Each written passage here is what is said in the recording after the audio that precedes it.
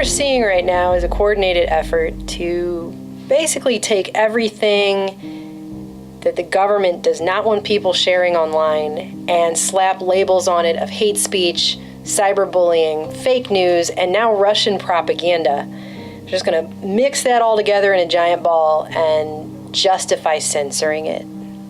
And you can see when you take a step back and really look at what's going on, how coordinated this effort really is. It's just gotten really insane, a total Orwellian clampdown. On November 22nd, the House introduced a bill that specifically had a section in there about Russian propaganda, which was passed on November 30. So they introduced the bill, and 8 days later, they're already passing it. In it, there's Title V, Matters Relating to Foreign Countries, Section 501, which calls for the U.S. government to, quote, counter active measures by Russia to exert covert influence. And then they have a list of media manipulation, and they specifically mention disinformation and forgeries.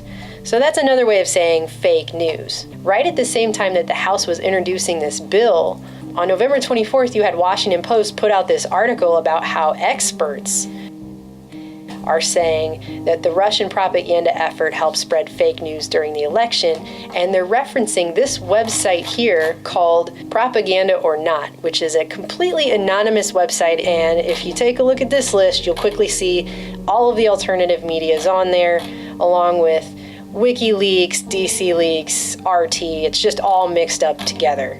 Everybody you can think of that would ever say anything negative about the American government.